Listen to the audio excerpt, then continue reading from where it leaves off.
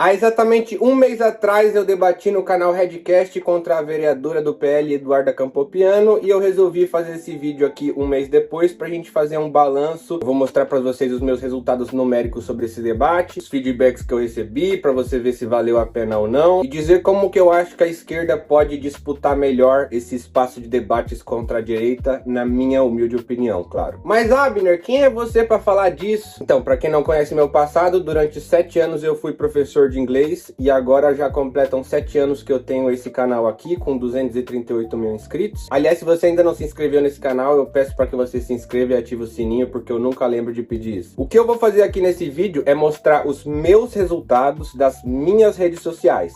Mas a intenção é que esse material seja usado para qualquer um que sente vontade de debater contra a direita. E aí você pode se utilizar desse conteúdo como você quiser. Bom, vamos para as primeiras impressões sobre o debate. Em um mês, o debate no canal do Redcast está com 114 mil visualizações. Eu também postei grande parte do debate no meu canal e esse vídeo está atualmente com 21 mil visualizações. Então cerca de 135 mil pessoas clicaram para ver o vídeo inteiro. Isso significa que não viralizou, mas teve uma média de visualização boa, modestamente boa. Mas o meu ponto principal aqui é que a repercussão de um debate não se dá apenas no dia que o debate aconteceu, mas pela forma como os criadores de conteúdo se apropriam daquele conteúdo que foi gravado no dia do debate posteriormente. Em outras palavras, a repercussão do debate também é manejada por quem faz mais cortes, quem consegue viralizar mais cortes do debate, porque uma quantidade maior de pessoas vai assistir os cortes do que o debate inteiro. Mas antes de a gente se aprofundar nos números, vamos dar uma olhada nos comentários desse debate no canal do Redcast, que aí a gente vai um pouquinho além da questão numérica e começa a entrar no âmbito do impacto que aquele debate teve na opinião pública. Bom, esse aqui é um print de alguns dos principais comentários que tiveram lá. Os comentários deixam evidente que o tempo de fala não foi respeitado,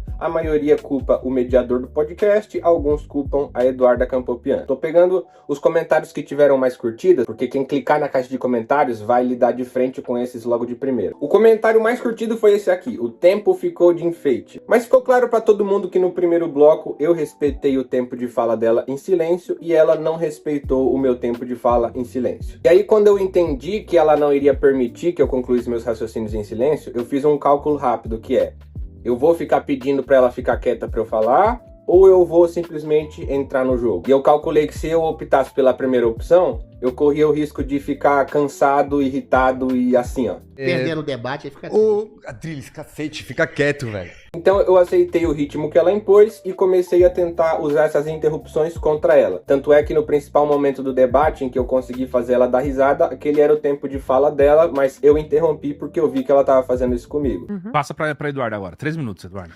Vamos começar por partes. Você falou da questão do intersexo.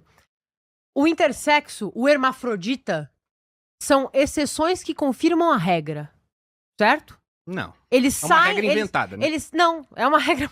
Pelo amor de Deus, cara. Que regra que é? Como que é? Tá, o que você tem no meio da tua perna? Um pau. E o que eu tenho? Eu não vi. Filha da puta! E aí você pode se perguntar: Abner, mas vale a pena ir a um debate em que você vai ser interrompido toda hora? Olha, eu vou ser sincero, não é gostoso não, viu? Mas depois que eu entendi que me interromper e me deixar irritado faz parte da estratégia dela, eu mantive a calma, porque eu sabia que qualquer nível de agressividade, ou se eu mandasse ela calar a boca, ela iria me taxar de misógino, e esse era exatamente o assunto que a gente estava discutindo. Mas o pulo do gato é que, se você analisar essa caixa de comentários desse debate de forma isolada, você não consegue ainda chegar a uma conclusão decente sobre o todo do que esse debate representou para aquele público específico. Então, antes da gente começar a destrinchar mais o meu debate, vamos pegar a seção de comentários de outros debates que aconteceram nesse mesmo canal, nesse mesmo formato. Depois que eu tive o debate contra a Eduarda Campopiano, o outro debate 1 contra 1 que teve no Redcast foi entre Lucas Pavanato e Bruxo Malagueta. Está atualmente com 560 mil visualizações, ou seja, diferente do meu debate, esse viralizou. O debate inteiro deles foi assistido por cerca de 5 vezes, quase 5 vezes mais o público do que assistiu o Salsicha e a Velma. Por que isso é importante? Porque vem a primeira lição aqui. Vamos lá, vou deixar escrito bem grande na tela, porque muito seguidor meu ainda tem essa dúvida. Não é a esquerda que traz engajamento para o Redcast. Memoriza essa frase. Memorizou? Agora memoriza essa outra aqui, ó. O Redcast viraliza mesmo quando a esquerda não está presente. Porque o Bruxo Malagueta não vai lá para defender um projeto político que defende a classe trabalhadora. Eles vão lá para falar de religião e cristianismo versus ocultismo e sei lá o que. Sinceramente, eu não me interesso de ver esses debates sobre religião. Mas o meu ponto é, se eu não for nos debates, se o Jones Manuel não for nos debates, se o Chavoso da USP não for, se a Carol Sardá ou a Michele Soares não for nesses debates, a direita vai chamar um doidinho da praça qualquer para ser o saco de pancadas do Pavanato e eles vão viralizar mesmo sem a presença da esquerda. Qual é o impacto na opinião pública de um debate do Lucas Pavanato contra o Bruxo Malagueta? Como podemos perceber, os comentários têm como alvo principal o Bruxo Malagueta. O comentário mais curtido foi esse daqui, que reforça a ideologia que o Lucas Pavanato trouxe para esse debate. O debate que veio depois desse no Redcast foi um debate em dupla do Adriles Jorge, junto com alguma candidata do União Brasil, versus a Mandy Coelho e a professora Flávia, que são do PSTU. Mas esse debate, ao todo, tá com 27 mil visualizações, então deu meio que uma flopada. Mas só pra gente seguir o padrão de análise que a gente tá fazendo aqui, vamos dar uma olhada nos comentários mais relevantes. Bom, a Mandy é o alvo principal dos comentários. Um vídeo que tem Adriles Jorge, você ser considerada a pessoa que irritou a plateia, é algo que a gente tem que, no mínimo, prestar atenção. Depois desse debate, o outro 1 contra 1, que foi ao vivo no mesmo formato, exatamente no mesmo formato que eu e a vereadora, foi entre Lucas Pavanato e Guipa. E sim, o Lucas Pavanato está lá toda semana. Essa é uma outra resposta que eu posso dar para os meus seguidores que acham que a gente está dando palco ou microfone para essas figuras da extrema-direita.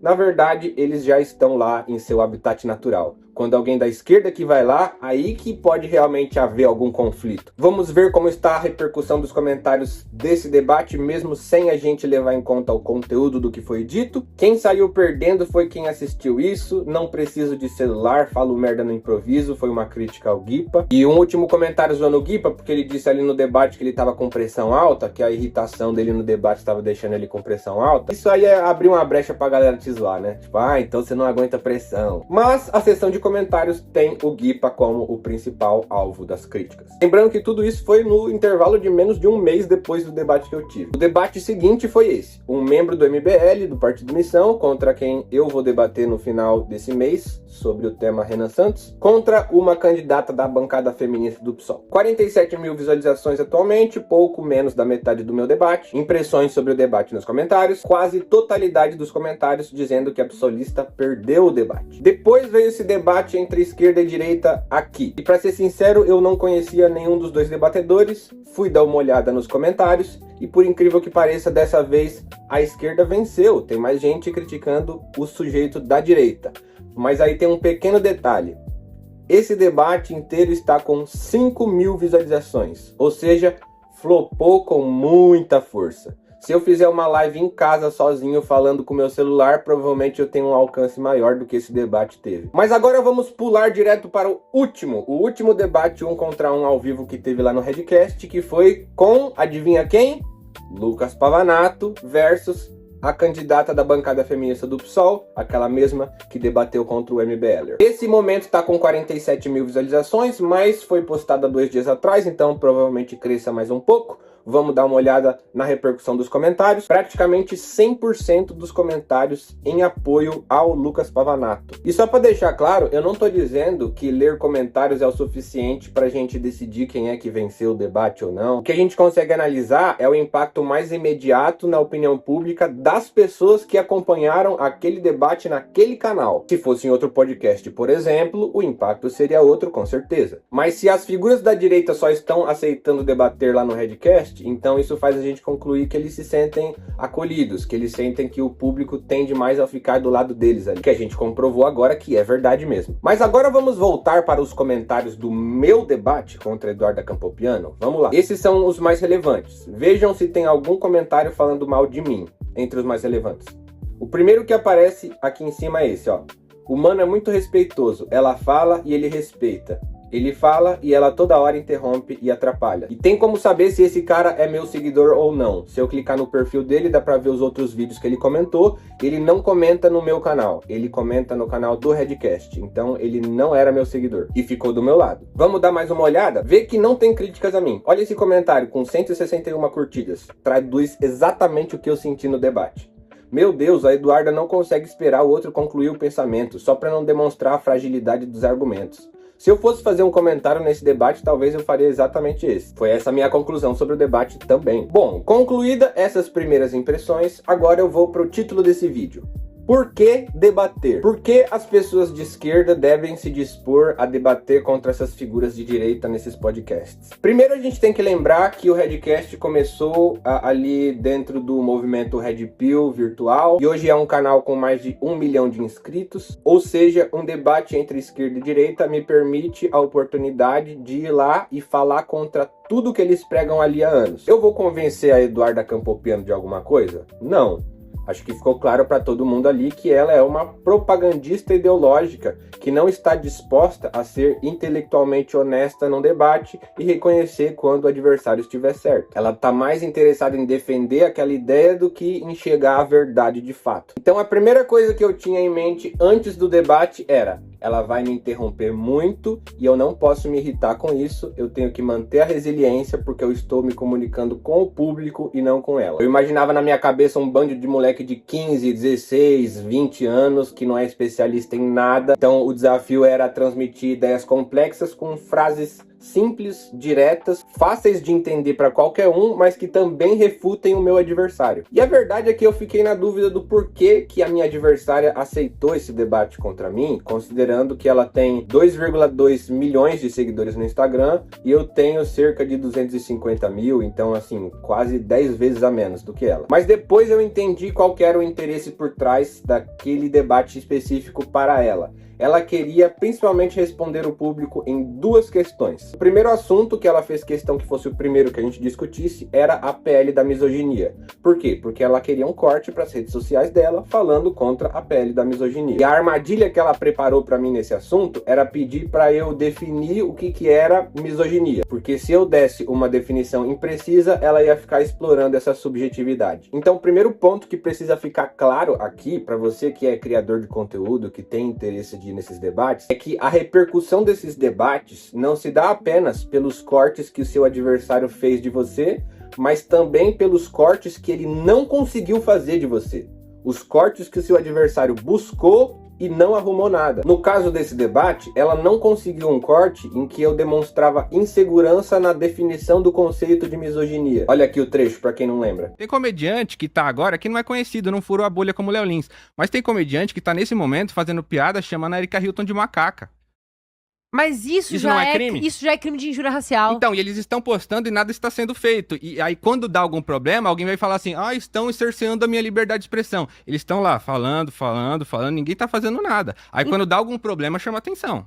Então define pra mim o que é misoginia, Abner. Ódio contra a mulher. Então esse é o principal ponto nesse primeiro tópico do debate. Ela fez uma armadilha pra mim e eu não caí. Quando ela pediu uma definição mais precisa de misoginia, ao invés de ir para uma definição abstrata, muito teórica, eu dava um exemplo prático. Aquele momento do debate em que eu hipoteticamente chamei uma deputada de puta ou vagabunda, eu até tinha cogitado antes do debate colocar o nome dela nessa frase de exemplo para ficar ainda mais chocante. Mas depois eu mudei de ideia porque eu acho que aquilo iria abrir a brecha que ela queria, né? Porque ela iria descontextualizar a minha fala, ia criar antipatia de mim com o público, ia fazer parecer com que eu estivesse xingando ela gratuitamente. Mas colocando o deputada X, eu chamo atenção, mostro como aquela é uma frase pesada e realmente ninguém diria que aquilo não é misoginia. Então meio que é um exemplo bem elucidativo. Isso significa que eu vou convencer 100% do público que está me assistindo? Não. Pode ser que muita gente entenda o que eu estou dizendo e continue discordando de mim. A questão é, para a parcela do público que realmente não tinha muito claro o conceito de misoginia na cabeça, está mais claro agora. Você tem que se esforçar muito para continuar não entendendo a questão a partir dali. Então eu tô meio que obrigando ela a avançar no assunto para não ficar repetitivo. Quando a Eduarda puxou o assunto da segurança pública e falou que mais polícia na rua vai deixar a gente mais seguro, esse é o momento que eu percebi que o público da direita ficou mais ao lado dela. E eu sei disso porque eu assisti o react inteiro da Espectro Cinza sobre o nosso debate. Pra quem não lembra, a Espectro Cinza era uma membra do MBL, hoje não é mais da MBL, mas ela ainda cria conteúdo para esse público de direita. E ter um canal de um espectro político diferente do meu reagindo ao meu debate é uma ótima forma de ter o feedback de como as minhas falas estão atingindo quem está me ouvindo. A Espectro Cinza, ela fez um placar. Dava pra ver que em diversos momentos da discussão, ela concordava mais comigo, por exemplo, na questão das mulheres trans no banheiro. Ela concordava com diversos pontos do que eu falei, só que ela tinha que não contar ponto pra mim, senão eu ia passar a Eduarda Campopiano no placar e a Espectro Cinza tem que fazer a média com o público de direita dela. Então ela anotou um placar final de 6-5 e ela cortou toda a discussão do bloco de indígenas e colonização, porque senão ia ficar bem evidente que eu ganhei da Eduarda, né? Mas a lição mais importante aqui pro que a gente tá tentando fazer assistindo esse react da Espectro Cinza é o seguinte: a Eduarda ganhou pontos com a direita quando ela puxa o saco da polícia. Isso me levou a duas conclusões. Primeiro, que eu tenho que falar mais sobre esse assunto. Foi isso que inclusive me motivou a fazer um corte daquela minha conversa com o chavoso da USP chamado Mais Polícia Traz Mais Segurança. Mas também me dá a lição de que eu tenho que pesquisar mais sobre o assunto, trazer mais dados, mais embasamento, porque uma vez que essa conversa surgir, eu preciso ser ainda mais incisivo. Então eu tenho que levar exemplos concretos para fazer uma contextualização logo no começo do assunto, para demonstrar que mais polícia não traz mais segurança necessariamente. Por mais que você considere que a Eduarda Campopiano ganhou para o público da direita nesse assunto, você percebe que nos argumentos dela, ela não trouxe nenhuma novidade. O que ela falou que ela fez é dar mais fuzil para os policiais da Praia Grande. Tipo assim, nossa, que grande coisa, né? Agora os bandidos vão ficar quietos. Mas a estratégia que eu adotei nesse tema era tentar descolar a ideia de que a esquerda defende bandido. Não permitisse que o público dela achasse que eu sou leniente a quem rouba ou estupra, enfim. E foi nesse momento que eu citei o fato de que eu tenho uma filha. Eu não gosto de ficar citando que eu tenho uma filha, porque nesses ambientes qualquer exposição pode gerar alguma consequência. Mas naquele momento eu vi que seria importante eu citar para demonstrar que o meu maior interesse é que a rua seja um lugar seguro para minha filha. E aí eles podem até discordar das sugestões que eu der, mas o que eu tô tentando demonstrar aqui é que na disputa de corações e mentes, é menos pior eles acharem que você é burro do que acharem que você é mal intencionado, mau caráter, que você deseja coisas ruins para a sociedade, enfim. Mas eu vou fazer a minha lição de casa, eu vou me inteirar mais do assunto para poder discutir até contra os membros do MBL, porque esse assunto de segurança pública é o que tem feito muitos jovens da minha geração caírem no colo do Partido Missão. O segundo bloco do meu debate foi na definição do que é mulher. E para provar para a Eduarda que a divisão da espécie humana em dois sexos é simplista e imprecisa, eu utilizei o exemplo das pessoas intersexos. E até ali no react da Espectro Cinza ficou claro que essa foi uma estratégia acertada, então nesse tema eu ganhei pontos com a turma da direita. O ápice do debate foi quando ela me perguntou o que eu tinha no meio das pernas, eu falei que tinha um pau, aí ela me perguntou o que ela tinha no meio das pernas e eu falei que eu não vi. Esse momento foi importante porque, além de ser um momento engraçado, está reforçando o meu argumento. O argumento de que não dá pra saber qual genital uma pessoa tem só de olhar na cara dela. E quando um argumento é feito em forma de piada, ele fica grudado mais facilmente na mente, ele cristaliza melhor na nossa memória. Ao invés de eu falar de forma séria, você não consegue identificar a genital apenas olhando no rosto de alguém. Eu ter dito simplesmente, eu não vi, é 3 palavras, curto, grosso e responde exatamente aquilo que eu tava tentando dizer. Então aqui foi um momento bom pra esquerda. O terceiro tema foi aborto. Aqui eu sabia que talvez a gente estivesse entrando no assunto que a Eduarda mais gostasse de falar. Talvez de todos os assuntos, esse seja de fato aquele que ela mais pesquisou sobre. Então, convencer uma pessoa que é contra o aborto a ser a favor do aborto é extremamente difícil. Mas o meu pensamento sobre isso é aquele ditado popular que diz: água mole em pedra dura, tanto bate até que fura. Muita gente no Brasil é contra o aborto porque essa ideia foi repetida por muita gente durante muito tempo e para conseguir fazer o contrário, martelar em direção à descriminalização, repetir os mesmos fatos até eles também ficarem cristalizados. Eu trouxe a legislação de aborto de 3 países da América porque eu não queria levar de algum país europeu, por exemplo, e ela ficar usando de desculpa, tá, mas o Brasil não é Holanda, não dá para comparar, então, enfim.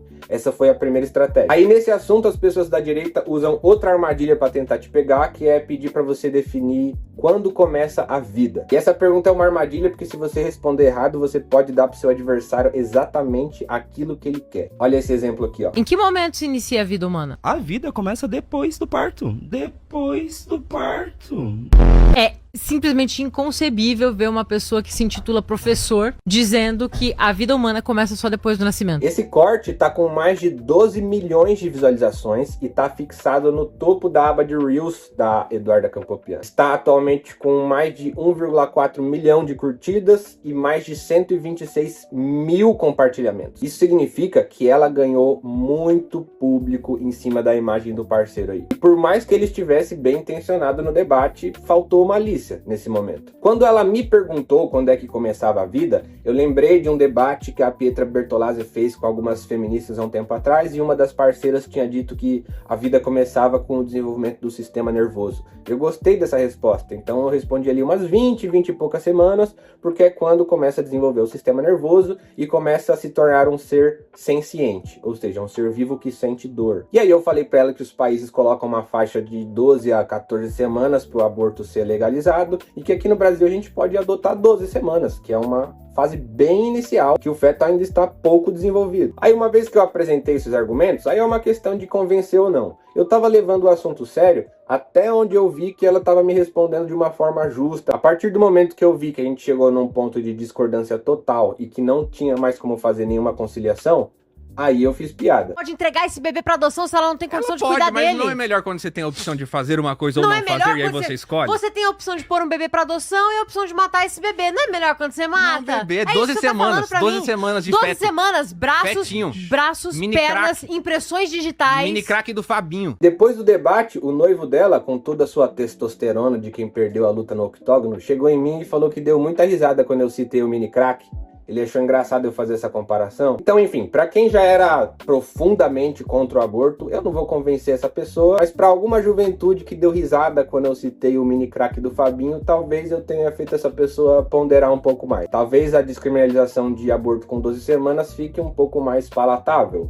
Não sei. A verdade é que nesse assunto a direita tá lutando do lado do senso comum, então pra gente que é oposição vai ficar mais difícil de debater esse tema. Mas por isso que eu digo, água mole em pedra dura, tanto bate até que fura. A nossa vitória nesse debate vai vir da insistência e da repetição, e não da performance de uma pessoa em um debate apenas. O último bloco foi um tema que a Eduarda também pediu para incluir, que era o de indígenas e a colonização da América. Isso porque naquele debate contra aquelas duas bruxas, ela fez uma fala horrível, falando de canibalismo e que bom que colonizaram os indígenas. Então ela estava sofrendo uma enxurrada de comentários negativos, estava sofrendo ameaça de processo, principalmente de criadores de conteúdo indígenas. Então ela queria falar desse assunto para meio que tentar limpar a barra dela. Para ser sincero, esse é o assunto que mais me deixou preocupado antes do debate. Eu até mandei mensagem para um professor universitário que é especialista em indígenas, troquei ideia com ele, porque esse aí é um debate que é feito há séculos. Os colonizadores e a Igreja Católica sempre se utilizaram do ritual antropofágico para dizer: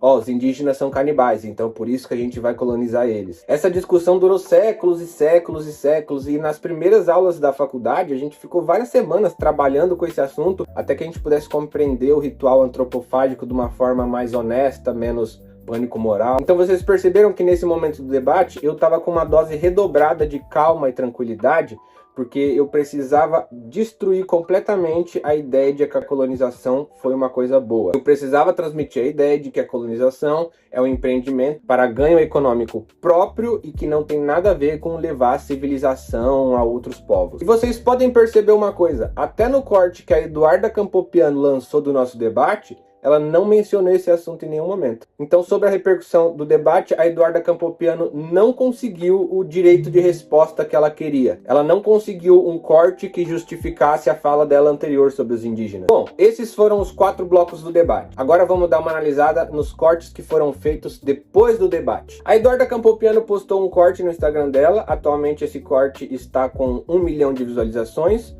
o que pode parecer muito para alguns, mas se você olhar aqui o número de seguidores dela é 2,2 milhão, você vai entender que esse vídeo não alcançou nem metade dos seguidores dela. Outra característica desse vídeo, que eu já mencionei no vídeo que eu fiz sobre o cupom de desconto lá da camiseta da Comunistore, vou colocar no card aqui em cima para quem não viu ainda. Mas é que diferente dos outros Reels que ela visualizou e fixou lá no topo da página dela, nesse debate contra mim, ela não conseguiu pegar uma linha de raciocínio longa, uma fala em que ela estivesse ali expondo um pensamento por 30 segundos ou mais, então ela teve que pegar várias falas picotadas. Na verdade, eu considero isso mais como uma incompetência dos editores dela. Se eles pegassem aquele trecho, por exemplo, do primeiro bloco em que ela tava falando e eu não interrompi, talvez eles tivessem conseguido farmar mais view. Mas eles decidiram fazer o compilado de lacradas, então esse aí é o legado dela desse debate. E até que teve uma boa quantidade de compartilhamentos esse vídeo dela, passou dos 10 mil. Não dá pra dizer que flopou, mas em comparação aos outros vídeos que ela posta na página de Instagram dela,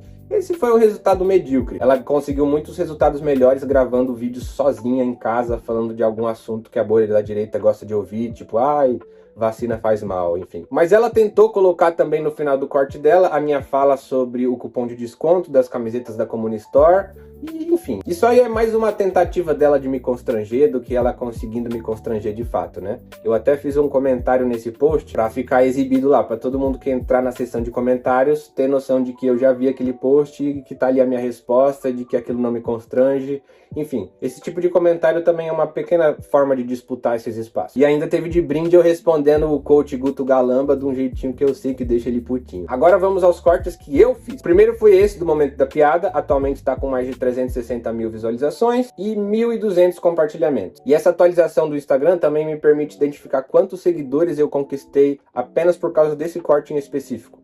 No caso desse, foram 564 seguidores que não me seguiam antes e passaram a seguir por causa desse corte. Considerando que eu tenho 249 mil seguidores, esse corte ultrapassou os 100% dos seguidores que eu tenho. Então, em números absolutos, o corte dela tem mais visualização, mas em números proporcionais eu tenho mais.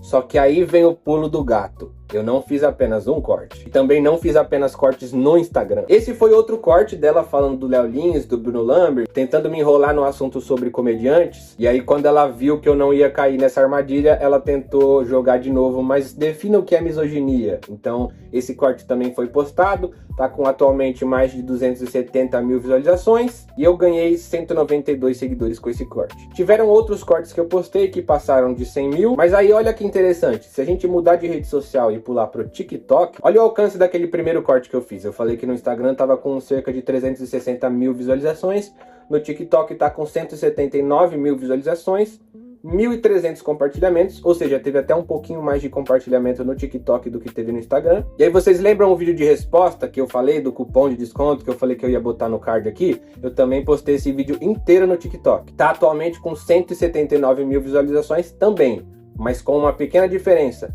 Aquele outro que bateu 179 mil tinha 1 minuto e 17 segundos de vídeo. Esse meu react sobre o cupom da camiseta teve a mesma visualização, só que o vídeo tem duração de aproximadamente 10 minutos. Mais especificamente 9 minutos e meio, então tem uma taxa de retenção de público maior. E como se não bastasse, eu também peguei o bloco inteiro da nossa discussão sobre indígenas e colonização e também postei no TikTok 9 minutos de vídeo, ou seja, não são cortes pequenos de lacradas assim como ela fez, mas sim linhas de raciocínio longas, uma parte considerável do debate. Atualmente esse vídeo está com 159 mil visualizações no TikTok e mais de 1.400 compartilhamentos. Estou falando isso porque muitas pessoas, quando veem que a vereadora postou um corte com a minha imagem, muitas pessoas que me seguem acham que essa é uma notícia trágica, é um sinal de que eu perdi o debate para ela. O que eu estou provando aqui para vocês é que mais gente viu a minha versão dos fatos do que a versão dela. Eu conferi aqui nas páginas dela e ela não postou cortes do nosso debate nem no TikTok e nem no YouTube dela. Eu postei cortes nos shorts do YouTube também, nenhum viralizou, mas todos passaram ali das 20 mil visualizações. Então, fazendo uma contabilidade geral dos cortes, sem contar os vídeos do debate inteiro, o placar fica mais ou menos assim.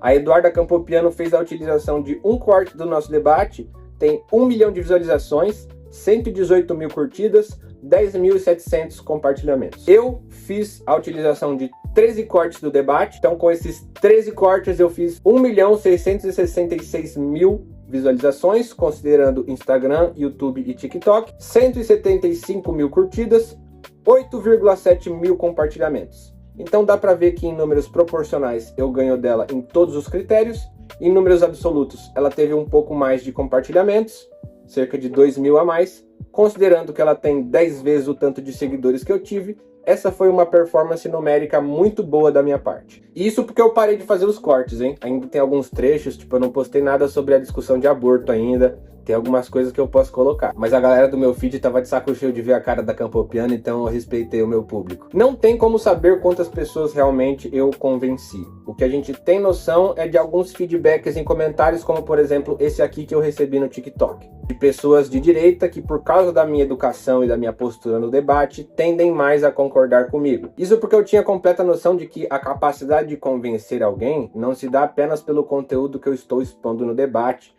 mas com a maneira como eu estou me portando, até mesmo para não criar antipatia no público que gosta da minha adversária. E até para quem gosta dela, fica nítido que ela era mal educada do debate, ela que ficava interrompendo toda hora. Isso conta para a conclusão que as pessoas vão tirar do debate como um todo. E por que eu tô falando isso? Porque eu vejo que muitas vezes a esquerda tem razão, mas pela maneira de se comportar, acabam perdendo o debate. E não conseguem performar bem nessa disputa de corações e mentes, porque adotaram uma estratégia retórica equivocada, na minha opinião. Vou deixar um debate que eu vi essa semana, recente, de dois colegas meus, o Jimmy Bro e a travesti comunista. Foram no TubaCast debater contra o Rubinho Nunes e aquele doidinho lá do Café com Teu Pai. E eu queria pedir licença para a camarada travesti comunista para mostrar a maneira como ela começou o debate, porque eu acho que aqui tem uma estratégia que a esquerda acaba utilizando de forma errada às vezes. Vamos ver. Eu queria começar perguntando pra vocês, porque a extrema-direita adora encher a boca pra falar sobre liberdade, né? Essa é a palavra que vocês escolheram pra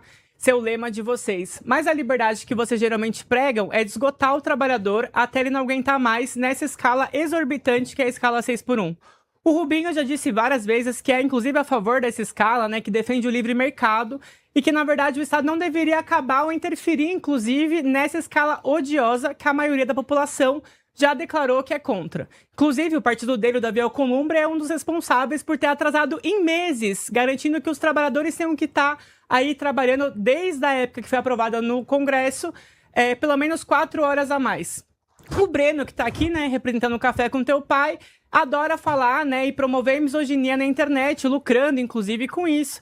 E quando se trata de falar de liberdade da mulher, o que ele defende é a submissão da mulher. É que a mulher abra mão de todos os seus direitos. O ponto principal aqui é esse tom acusatório que ela utiliza no começo. Primeiro, ao usar o rótulo de extrema-direita. Logo de cara, nesse ambiente, eu não acho que seja uma escolha boa. Eles são de extrema-direita? Sim, mas isso tá claro para todo mundo que tá assistindo? Você vai ter um tempo ali para explicar a diferença entre direita e extrema direita nesses poucos segundos? Ou isso vai ser interpretado pelo público adversário como um primeiro ataque? Para quem assiste debate sabe que essa galera gosta de ser chamada de direita e não de extrema direita. Então eu acho que se referir a eles dessa forma no começo é mais eficiente para tentar disputar a consciência da juventude que muitas vezes gosta do Rubinho Nunes ou desse doidinho aí. A ideia do que é a extrema-direita talvez esteja clara na cabeça de quem fez faculdade de ciências humanas, mas talvez não esteja clara na cabeça do público leigo que está assistindo esse debate. Isso, inclusive, foi usado contra a camarada Virgínia no debate, o fato dela estar usando toda hora o termo extrema-direita, mas nunca definiu o que é. Ela também começa dizendo que o cara aí do Café com Teu Pai espalha misoginia na internet. Novamente, isso é verdade? Sim.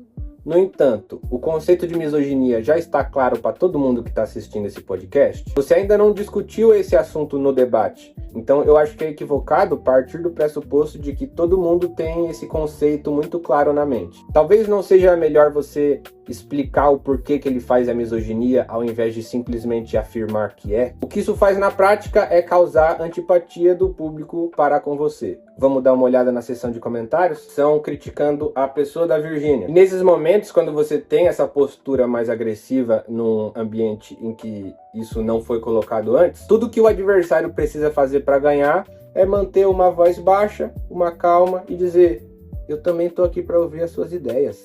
Acabou. O público vai ficar do lado dele. Pode estar até errado no mérito, mas na postura ele ganhou pontos com o público. Isso não significa que você, para ser um debatedor, precisa ficar de risadinha. Cada um tem o seu estilo. O meu estilo é mais bem-humorado, o estilo do Jones Manuel ou do Glauber Braga é de ser mais bravo, mais combativo. O que você não pode é transmitir a ideia de que você é a pessoa chata do rolê e o seu adversário é a pessoa legal. Antes de escutar as suas ideias, as pessoas têm que sentir que você quer agregar ao conhecimento que ela tem e não destruir o conhecimento que ela tem. Eu acho que num podcast de direita você tem que primeiro tentar entender como é que aquele público pensa e como é que aquele público se sente. E aí, segundo, você aplica a sua estratégia de retórica, de convencimento e toma cuidado para não cair nas armadilhas também. E aí, depois do debate, a disputa é quem viraliza mais corte. E aí, os canais de react podem te ajudar tanto a ter um feedback de como você se saiu, como de ajudar a trazer mais visualização para o seu debate. Para dar um último exemplo, eu demorei muitos meses para descobrir qual era o corte que eu deveria fazer daquele debate que eu tive em dupla, eu e o Ramon, contra a Eduarda Campopiano e a Petra Bertolazzi. O primeiro corte que eu fiz foi daquela discussão sobre a degradação da sociedade, que a Eduarda dava o exemplo da Cobase. Enfim, foi um bom corte, bateu 1 milhão de visualizações no meu Instagram, eu ganhei uma parceria, a Cobase mandou umas ração para meus gatos. E a gente foi fazendo outros cortes daquele debate, o Ramon também, a gente alcançou bons números, boas visualizações. Mas aí eu percebi meses depois que tanto a Ana Bagunceira quanto o Misael e a Maria tinham feito o react daquele mesmo corte que era a minha fala inicial sobre testosterona. Então não fui eu que entendi que ali estava o meu corte, foram eles que me indicaram, aqui é um corte importante. Aí eu fui lá, fiz um corte dessa minha fala inicial, postei meia-noite e em cerca de 13 horas estava com 1 milhão de visualizações. Atualmente está chegando a 4 milhões de visualizações, está com quase 70 mil compartilhamentos. E se liga, eu ganhei mais de 12 mil seguidores só com esse corte. Mas se não fosse os canais de react me indicando que esse era o corte, eu não ia ter entendido sozinho. Então até eu, que sou alguém que assiste muito debate, participa, tenta estudar esse formato, ainda posso deixar escapar algumas coisas que vão fazer diferença na repercussão daquele debate. Tem alguns seguidores que ficam nessa dúvida até hoje, se eu devo ou não aceitar esses debates, porque isso pode dar palco para figuras da extrema-direita se projetarem. E eu posso dizer que essa preocupação não está totalmente incorreta. Dependendo do lugar que eu for, eu realmente posso ajudar a trazer mais relevância para o lugar. Um exemplo disso é um convite que eu recebi algumas semanas atrás para debater contra um pastor que eu não conhecia. Então, assim, a chance de eu dar visibilidade para ele e não o contrário era muito grande. Então, eu disse não. Os meus próximos debates serão contra o Renato Batista do MBL para falar contra o Renan Santos e contra o Lucas Pavanato. E eu escolhi esses debates porque eu sei que essas são figuras que têm grande impacto na juventude que se interessa sobre política. E é com esse público que eu quero conversar. E claro, cada debate vai exigir uma estratégia diferente. Por exemplo, se eu for muito respeitoso com o Lucas Pavanato, isso não vai ser bom para mim. E a estratégia para esse debate específico eu vou traçar nesses próximos dias. Mas eu espero que você tenha gostado do formato desse vídeo, eu espero que tenha te dado boas ideias, bons insights. Espero que você não tenha medo de se posicionar em questões polêmicas e quem for participar desses debates, eu te desejo um bom debate e que a gente possa disputar a consciência da juventude, porque eu acredito que esses espaços de debate é um dos principais lugares que isso pode acontecer. Se você gosta do meu trabalho e quer me incentivar a manter esse tipo de conteúdo no canal, você pode contribuir de 3 formas. Você pode assinar o Apoia-se e você ganha acesso ao nosso grupo de Telegram exclusivo para apoiadores. Você também pode se tornar membro do canal e ter acesso a todas as nossas lives e conteúdos extras que eu vou postar em breve. Mas se você não quiser passar por nenhuma dessas burocracias, você também pode contribuir na chave Pix do canal que está aqui embaixo. Toda contribuição é bem-vinda e ajuda muito a eu não passar fome. Demorou? Se você assistiu esse vídeo até o final, deixa um comentário escrito: Abner versus Pavanato vai pegar fogo. É nóis.